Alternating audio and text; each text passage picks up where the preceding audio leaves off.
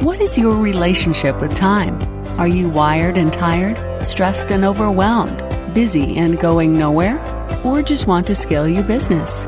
Welcome to Take Back Time with your host, Penny Zenker. Penny focuses on books, strategies, tools, and tips to help you work smarter and approach your time more strategically. As a result, you can have more energy, focus, and get more done in less time. Be more efficient and effective. Get ready to take back time. Hello, and welcome to Take Back Time. My name is Penny Zenker, and I'm your host.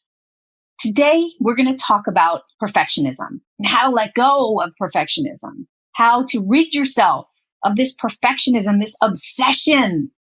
Because that's what perfectionism is, isn't it? It's an obsession to work something to the end, to do one more thing, to overdo, to overfunction, to overperform, when it's really not necessary, when it's not adding any additional value. And so today's episode, I want to call Good Enough. How do we know when it's good enough? And that's something that in order to avoid, what we need to do is to be able to define ahead of time what's good enough so that we don't get caught up in perfection, so that we can ask ourselves, have we reached good enough? And that we've kind of set that criteria. So if you create a milestone or a project, for instance, when I was writing my book, I had a deadline of the date that I was going to be releasing my book. So in a way that also set a good enough, because wherever I was going to publish it, and it was going to be good enough because I publicized that that's when it was going to be rolled out. So whatever effort I was going to put in was going to make that date good enough. So another thing to look at is, what is that 80% solution? How would I know that it was good enough? Well, I wrote down what it was that I wanted people to take away from the book while reading it. What kind of experience did I want them to have? And as long as I could read a chapter and feel like they got that experience, I tell a story in the beginning, and then I talk about the teaching points, and then I sum it up in the end. So if I feel like the person took away the story and related it to their own life, and then also took away those takeaways, then I felt like I did what I set out to do. So that was good enough. So I had a benchmark point to be able to reference to say, did I... Distractions are the enemy of productivity. Go to distractionquiz.com and find out your distraction profile. Are you a time zombie or a hamster? Take this free distraction quiz today to rate your ability to focus on what keeps you from being a wizard. Go to distractionquiz.com. Accomplish that.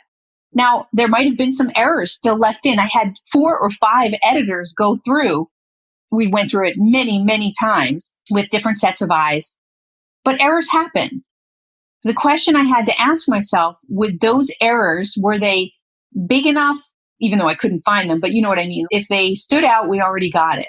So whatever errors might be there, whatever small spelling errors or duplication of words or something like that, were they going to be big enough to stop somebody from having the experience that I intended?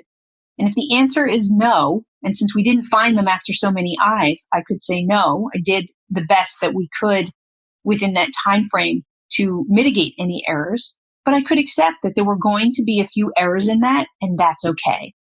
So that's what I want you to be thinking of, is these different strategies to help you to manage perfectionism, if that's something that you might have a tendency to do, like I do, and take a look and put these things in place to support yourself so that you know when you're there, you know when you're at 80%, that you can look back and you can also see, did I follow the steps in the process? Did I accomplish what it is that I set out to accomplish?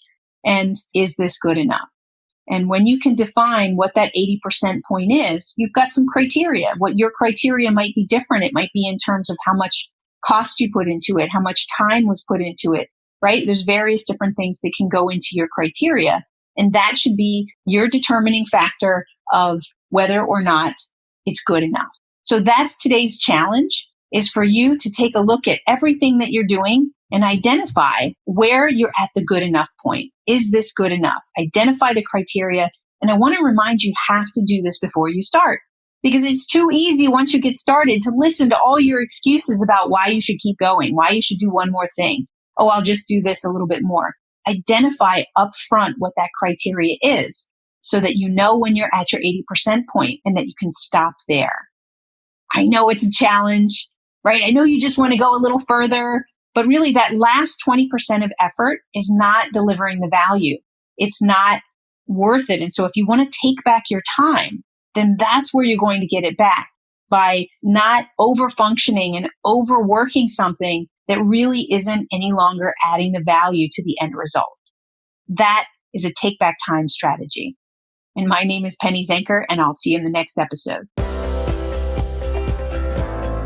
Thank you for listening. Today's topic is another opportunity for you to put the knowledge you learned into practice. Tune in again next week for more strategies that will help you have more energy and focus to get more done in less time, so you can continue to take back time.